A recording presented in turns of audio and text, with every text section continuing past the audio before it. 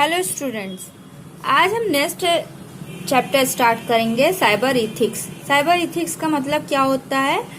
Cyber नैतिकता। अगर सरल भाषा में इसकी मीनिंग हम जानेंगे तो इसका मतलब होता है कि इंटरनेट का प्रयोग करना चाहिए कैसे? जिम्मेदारी के साथ। ठीक है, इंटरनेट का प्रयोग जिम्मेदारी के साथ करना चाहिए। तो हम इस चैप्टर के इंट्रोडक्शन को देखेंगे कि इस चैप्टर में आखिर है क्या और हमें क्या पढ़ना है। तो आज के वर्ल्ड में, आज के समय में पूरे दुनिया में किसका समय चल रहा है? इंफॉर्मेशन एज का समय चल रहा है। ठीक है, हम कह सकते हैं कि सूचना का एज। ठीक है, सूचना का समय। तो आज हम देख रहे हैं कि हमारे पूरे वर्ल्ड में किसी भी पार्ट में अगर किसी भी इंफॉर्मेशन की हमें ज़रूरत होती है तो हम आसानी से पा सकते हैं। ठीक है, फ्रीली अवेलेबल होता है। ठीक है, बिना किसी मुश्किल के कोई भी इंफॉर्मेशन हमें मिल जाता है। तो इंटरनेट क्या है? इंटरनेट ने पूरे दुनिया में क्रांति लेते आया है, हर इंसान के लिए क्रांति लेता है। किसी भी इंसान को कोई भी इंफॉर्मेशन चाहिए, कहीं पे भी, किसी भी समय, किसी भी कोने में, तो कंप्यूटर डिवाइस से वो इंफॉर्मेशन मिल जाता है इंटरनेट के थ्रू। तो अगर हम इंटरनेट का यूज़ करते हैं, कोई भी इंफॉर्मेशन अगर हम ले पाते हैं, तो हमारी रिस्पॉन्सिबिलिटी होती है कि हम जो इंफॉर्मेशन पा रहे हैं या जो टेक्नोलॉजी हम यूज़ कर रहे हैं वो क्या हो, वो हमारे जो है वो सुरक्षित रहे। ठीक है, तो इस चैप्टर में हम यही पढ़ेंगे साइबर इथिक्स का यूज़ कैसे होता है। मतलब ई कॉमर्स भी उससे रिलेटेड होता है। ई कॉमर्स में भी साइबर इथिक्स, साइबर के नैतिकता की बात की जाती है। तो इस चैप्टर में हम पढ़ेंगे कि कैसे अलग अलग डिजिटल, चाहे डिजिटल डिवाइड हो या फिर कोई ओपन सोर्स मूवमेंट होता है, कोई सॉफ्टवेयर लाइसेंस होता है, तो उन सब में भी क्या चाहिए? हमें साइबर एथिक्स होनी चाहिए। मतलब हमारी इंफॉर्मेशन किसी भी प्रकार से चोरी ना हो पाए। तो इस चैप्टर में हम यही पढ़ेंगे। सबसे फर्स्ट टॉपिक पे आते हैं, cyber ethics for e commerce. E commerce के लिए साइबर इथिक्स, ठीक है, क्या नैतिकता है ई कॉमर्स के लिए। तो ई कॉमर्स का मतलब क्या होता है? ई कॉमर्स का मतलब होता है कोई भी ऑनलाइन या इलेक्ट्रॉनिकली जो भी एक्टिविटीज़ होता है कॉमर्स का। ठीक है, कॉमर्स की कोई भी एक्टिविटीज़ होती है वो क्या होता है? ई कॉमर्स होता है। तो ई कॉमर्स में लोग क्या करते हैं? गुड्स और सर्विसेज को क्या करते हैं? बेचते हैं और ख़रीदते हैं। किसी ना किसी नेटवर्क के थ्रू या इंटरनेट के थ्रू लोग क्या करते हैं? गुड्स की खरीदारी करते हैं और बेचते हैं। और ये क्या करते हैं? ये पेमेंट्स भी करते हैं, लेन देन भी करते हैं ऑनलाइन, या कोई फंड ट्रांसफ़र करना है वो भी इंटरनेट के थ्रू या किसी नेटवर्क के थ्रू करते हैं। तो एथिक्स का मतलब ये होता है कि इंटरनेट के थ्रू जब ऑनलाइन चीज़ें, गुड्स या सर्विस बेची जाती है, खरीदी जाती है, तो वो क्या होने चाहिए? वो सुरक्षित होने चाहिए। हर किसी की जिम्मेदारी होती है, या फिर साइबर इथिक्स की जिम्मेदारी होती है कि इंटरनेट का यूज़ जो किया जा रहा है वो बहुत ही सावधानी पूर्वक की जाए और किसी की इंफॉर्मेशंस को चोरी ना हो पाए या किसी की इंफॉर्मेशंस का मिसयूज़ ना हो पाए।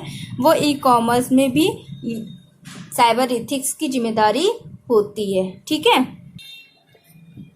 ई कॉमर्स में भी कोई किसी को फूल ना बना रहा हो, ठीक है, कोई किसी को बेवकूफ़ ना बना रहा हो, तो उसमें भी एथिक्स होता है, उसमें भी नैतिकता होती है। तो ई कॉमर्स में क्या क्या नैतिकता होती है उसको हम पढ़ते हैं। फर्स्ट हमारा आता है प्राइवेसी। प्राइवेसी क्या होता है? जिसको गुप्त रखा जाता है। ठीक है, तो प्राइवेसी का मतलब क्या होता है? जो इंफॉर्मेशन, मतलब कोई भी अगर ऑनलाइन ट्रांजेक्शन्स कर रहा है, कोई ऑनलाइन लेन देन कर रहा है, या कोई भी सामान कोई लोग खरीदते बेचते हैं, तो उसकी पर्सनल इंफॉर्मेशंस की सुरक्षा करना क्या है? प्राइवेसी है। ठीक है, उसको गुप्त रखना, उसके पर्सनल इंफॉर्मेशंस को सुरक्षित रखना, गुप्त रखना, ये क्या है? प्राइवेसी होता है। तो ई कॉमर्स में जो यूज़र्स होते हैं उनके डेटा को स्पेशली क्या रखा जाता है? कुछ नियम और कानून बनाए गए हैं। कंपनी के भी कुछ नियम और कानून हैं जो एथिक्स उनको नियम और कानून बताते हैं कि इसके अंतर्गत यूजर की कोई भी इंफॉर्मेशन क्या होनी चाहिए, लीक नहीं होनी चाहिए। ठीक है, तो एथिक जो होता है बायर और सेलर दोनों के लिए जरूरी होता है, दोनों को सही इंफॉर्मेशन प्रोवाइड करता है। तो नैतिकता ये कहती है कि जो बायर और सेलर होते हैं वो दोनों अपनी इंफॉर्मेशन एक दूसरे को सही बताएं, ये नहीं कि गलत इंफॉर्मेशन प्रोवाइड करें, करेक्ट इंफॉर्मेशन जो है वो प्रोवाइड करें।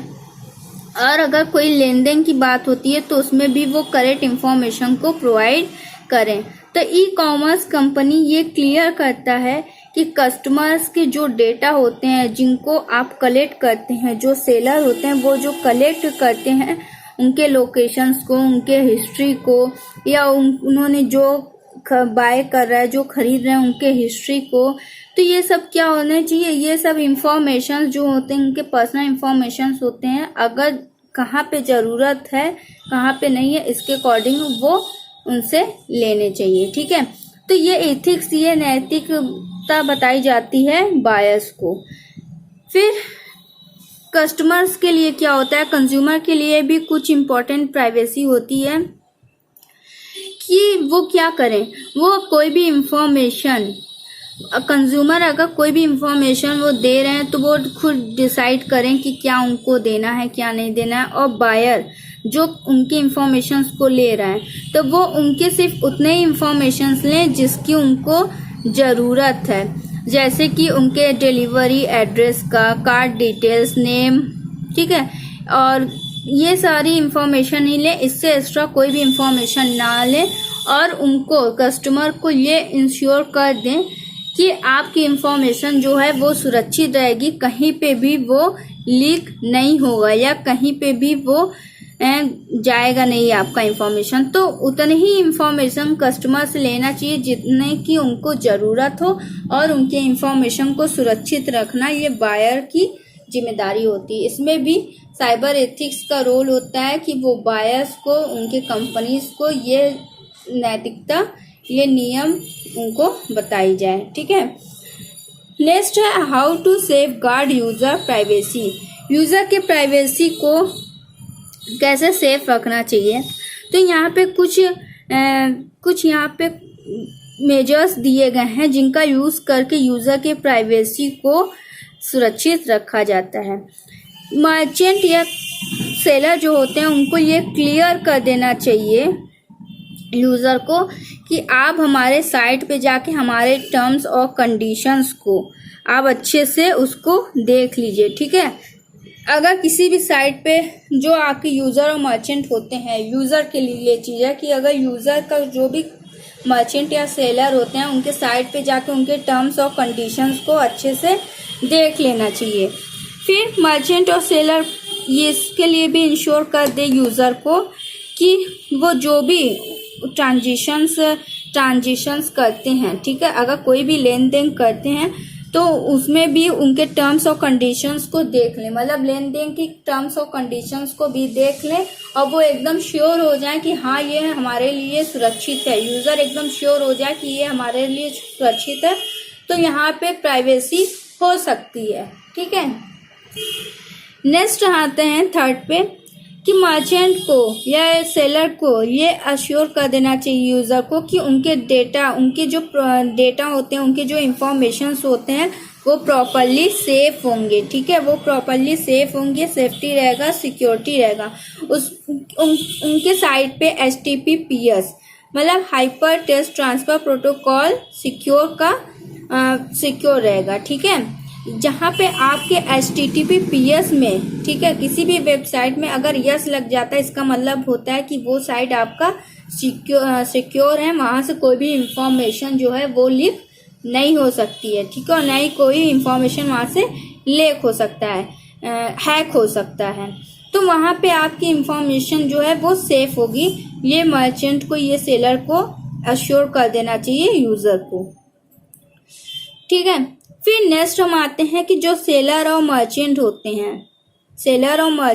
हैं वो क्या, उनके टर्म्स और कंडीशन में ये शो कर देना चाहिए, उनके टर्म्स और कंडीशन में ये शो कर देना चाहिए कि यूज़र जो भी अपनी इंफॉर्मेशन देंगे, ठीक है, वो क्या होगी, सेफ रहेगी, वो सिक्योरिटी रहेगा, क्योंकि उनके साइट पे HTTPS प्रोटोकॉल यूज़ हो रहा है और पैडलॉक भी यूज़ हो रहा है। ये उनके टर्म्स और कंडीशंस में ये चीज़ दे देना चाहिए, जिससे क्या हो, यूज़र उनके टर्म्स और कंडीशंस को अगर देखता है तो वो इसके लिए अश्योर हो जाए कि जो भी हम ई कॉमर्स से हम क्या कर रहे हैं, लेन देन कर रहे हैं, ट्रांजेक्शन्स कर रहे हैं, सेल्स को गुड्स को हम खरीद रहे हैं, तो वो हमारे लिए सेफ्टी है, तो वो अपनी इंफॉर्मेशंस दे सकते हैं। यहाँ से उनकी इंफॉर्मेशंस लीक नहीं हो सकती, क्योंकि यहाँ पे ये प्राइवेसी प्रोटोकॉल होता है, ठीक है, ये सिक्योर प्रोटोकॉल होता है। और ये जो पैडलॉक होता है, पैडलॉक देखिए कैसे होता है,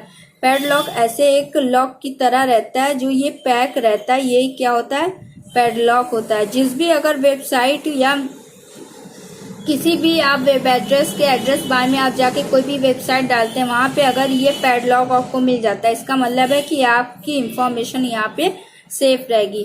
और वहाँ के वेबसाइट में अगर HTTPS अगर मिलता है, नॉर्मल हर वेबसाइट में HTTP मिलता है, लेकिन जिस वेबसाइट में HTTPS मिलता है, इसका मतलब वहाँ पे भी आपकी इंफॉर्मेशन जो है वो सेफ रहेगी। दो चीज़ आप हमेशा जब भी आप ऑनलाइन कोई भी काम करते हैं, ठीक है, कोई भी इंफॉर्मेशन अगर सर्च करते हैं या ऑनलाइन ट्रांजेक्शन्स करते हैं, तो उसमें ये दो चीज़ का ध्यान रखना चाहिए, HTTPS होना चाहिए और पैडलॉक होना चाहिए। दो में से अगर एक चीज़ है तो इसका मतलब वो साइट आपका सेफ है, वहाँ से आपकी इंफॉर्मेशन लीक नहीं हो सकती। नेक्स्ट हम आते हैं फ्रॉड। जो fraud committed using the internet is called online fraud, ठीक है। फ्रॉड क्या होते हैं, धोखाधड़ी। तो ऐसा धोखा जो ऑनलाइन होता है, जैसे कि जहाँ पे इंटरनेट का यूज करके जो धोखे किए जाते हैं उनको क्या बोले जाते हैं, ऑनलाइन फ्रॉड बोला जाता है, ठीक है। तो ऑनलाइन फ्रॉड में क्या होते हैं, ऑनलाइन फ्रॉड कैसे होते हैं, कितने तरह के होते हैं, ये हम देखते हैं। Non delivered goods, non existent companies stealing information, fraudulent payments. Non deliver goods, ठीक है, गैर वितरित गुड्स, जैसे कि किसी भी सामान का जो वो गैर कानूनी तरीके से अगर डिलीवर किया जाता है तो वो क्या होते हैं, वो फ्रॉड के अंतर्गत आते हैं। नॉन एग्जिस्टिंग कंपनी, जो कंपनी मौजूद ही नहीं है, ठीक है, वो जो कंपनी मौजूद ही नहीं है लेकिन उसका फिर भी नाम है, तो क्या होते हैं, नॉन एग्जिस्टिंग कंपनीज होते हैं, ठीक है, गैर मौजूदगी कंपनी होती है, गैर मौजूद होते हैं ये। स्टीलिंग इंफॉर्मेशन, चोरी की जो सूचनाएं होती हैं, ठीक है। और फ्रॉडुलेंट पेमेंट, जो चोरी से पेमेंट किया जाता है, लेन देन किया जाता है, ये सब किसके अंतर्गत आते हैं, किसके अंदर आते हैं, फ्रॉड के अंदर आते हैं। तो हम लोगों ने जो फर्स्ट 2 टाइप्स के फ्रॉड पढ़े थे, उसमें क्या होता है, उसमें ई कॉमर्स कंपनीज का यूज किया जाता है, ठीक है, उसमें ई कॉमर्स कंपनी का नाम दे दिया जाता है कि ये जो कंपनी है इसी के द्वारा ये सेटअप किया गया, उसकी कुछ ऑफिशियल बॉडीज बना दी जाती है, उसकी वैलिडिटी बना दी जाती है, जिससे गुड्स को डिलीवर किया जाता है। तो ये क्या होता है, ये बाय फ्रॉडिंग होता है, ये फ्रॉड के तरीके से होता है। लेकिन लास्ट के टू एग्जाम्पल्स हैं, जो कि क्या था, स्टीलिंग इंफॉर्मेशन और पेमेंट। उसमें क्या होते हैं, उसमें इंक्लूड क्या होते हैं, वो बहुत ही भयानक होते हैं, वो बहुत ही भयानक तरीके के फ्रॉड होते हैं। जैसे कि एग्जांपल्स में हम देख सकते हैं, जैसे वहाँ पे क्रेडिट कार्ड फ्रॉड किया जाता है या आइडेंटिटी चोरी की जाती है। तो क्रेडिट कार्ड फ्रॉड का मतलब क्या होता है, वहाँ पे जो किसी भी यूजर की उसके कार्ड डिटेल्स की चोरी हो जाती है, किसी की भी कार्ड डिटेल्स चोरी हो जाती है और ऑनलाइन एक्टिविटीज़ की जाती है, ठीक है, कुछ पेमेंट चोरी की कर दी जाती हैं। तो वो क्या है, उनकी इंफॉर्मेशन चोरी करके कुछ ऑनलाइन कुछ पेमेंट्स कर दिए जाते हैं, ये क्या होगा, ये क्रेडिट कार्ड फ्रॉड होता है, ठीक है। आइडेंटिटी थेफ्ट, किसी की पहचान चोरी करके उसमें क्या किया जाता है, उनकी इंफॉर्मेशन चोरी कर ली जाती है, उसकी पहचान चोरी हो जाती है, जैसे सोशल मीडिया उसकी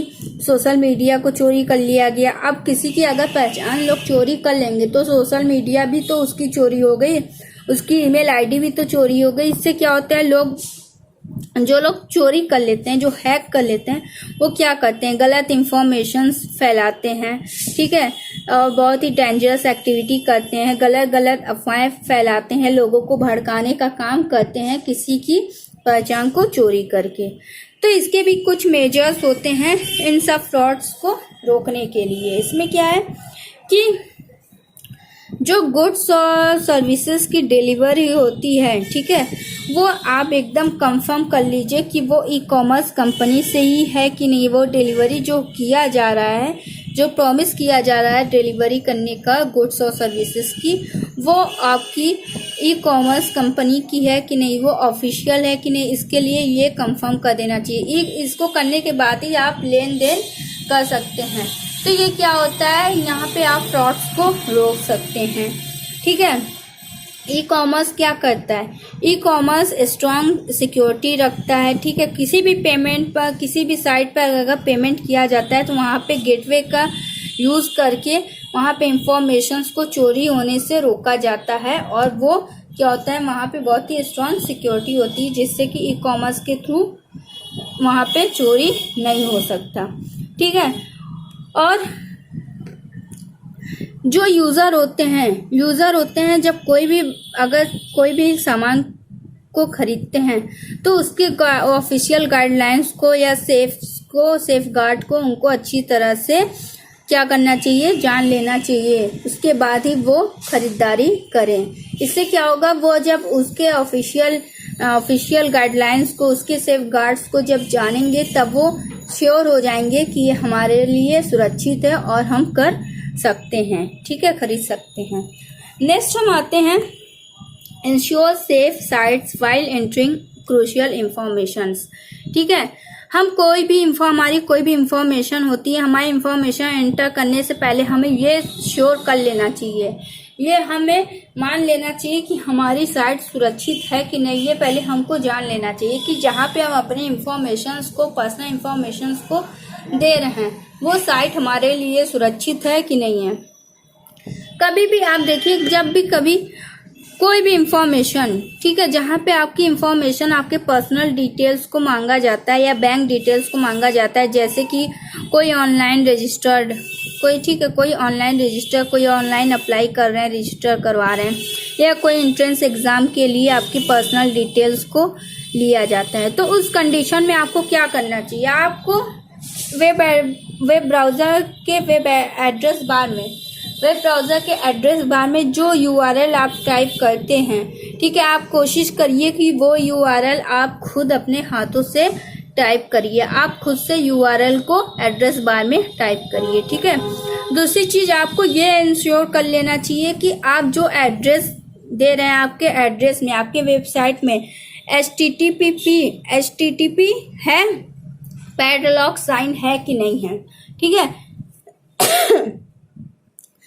तो जब इंफॉर्मेशन को टाइप करने से पहले, जब वहाँ पे लोडेड हो जाता है, ठीक है, वेबसाइट अगर लोडेड हो जाता है तो उसको पहले श्योर कर लेना चाहिए कि जो हम URL स्टार्ट हो रहा है, ठीक है, URL जो हम स्टार्ट कर रहे हैं वो HTTPS है या HTTP है, ठीक है।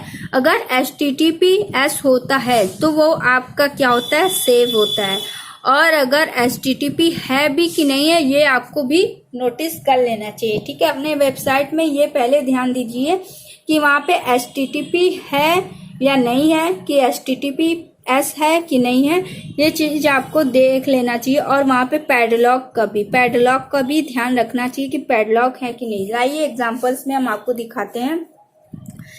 यहाँ पे आप देखिए, यहाँ पे HTTPS यूज किया गया, और यहाँ पे आप देखिए पैडलॉक है, ये देखिए पैडलॉक है, यहाँ पे एक लॉक है जो लॉक की तरह बना हुआ है सिंबल, तो इसका मतलब हो गया ये सिक्योर है, ये साइट आपका सिक्योर है, आप यहाँ पे आप अपनी इंफॉर्मेशंस को दे सकते हैं, ठीक है।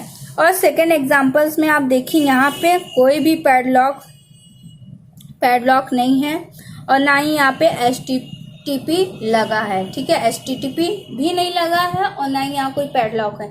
मतलब ये इंफॉर्मेशन, यहाँ पे आप अपनी इंफॉर्मेशन देते हैं तो यहाँ से आपकी इंफॉर्मेशन चोरी हो सकती है, हैक हो सकती है।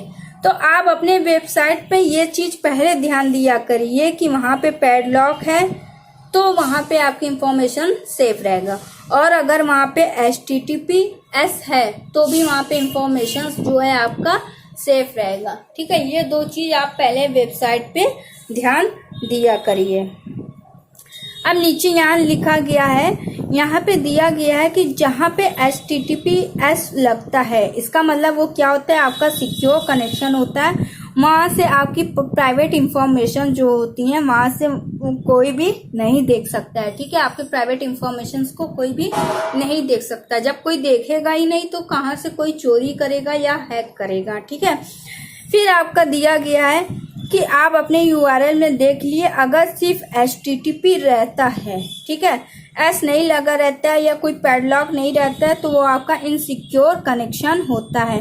वहाँ पे क्या हो सकता है, आपकी प्राइवेट इंफॉर्मेशन, आपकी जो पर्सनल इंफॉर्मेशन होती है वहाँ से लीक हो सकती है। तो इस चीज़ को ध्यान दीजिए, अगर HTTP है तो वो आपका इनसिक्योर कनेक्शन है, और अगर आपका HTTPS है तो वो आपका सिक्योर कनेक्शन है। वहाँ से आपकी इंफॉर्मेशन लीक नहीं हो सकती, वहाँ कोई नहीं देखेगा, ठीक है।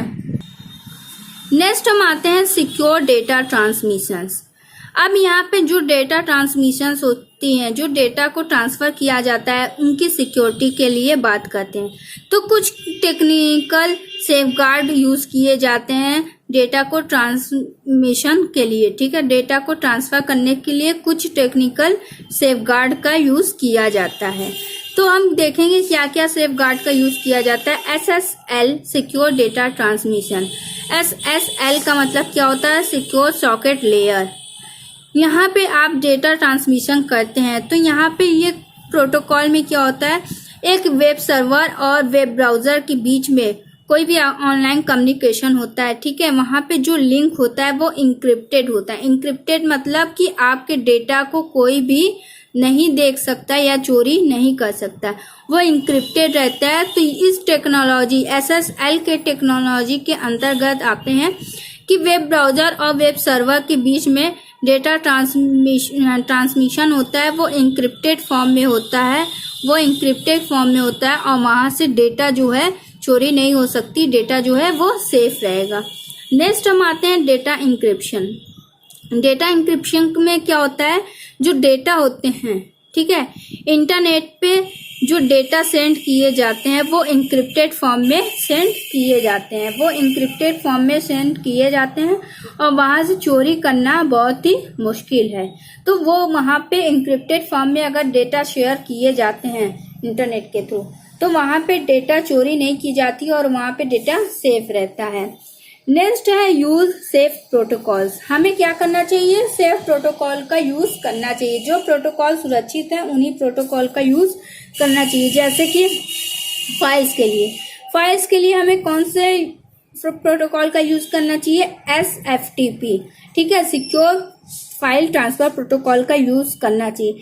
ये सेफ प्रोटोकॉल है, इसका यूज करके हम कोई भी फाइल्स को या डेटा को ट्रांसफर कर सकते हैं। इस प्रोटोकॉल के अंदर हमारी जो फाइल्स होती हैं, हमारी जो डेटा होंगी वो सेफ रहेंगी और वो लीक या हैक नहीं हो सकता, ठीक है। तो ये था हमारा सिक्योर डेटा ट्रांसमिशन। डेटा जो होता है, डेटा ट्रांसमिशन जो किया जाता है वो सिक्योर रहता है। नेक्स्ट है अदर एथिकल इश्यूज। इसको हम नेक्स्ट क्लास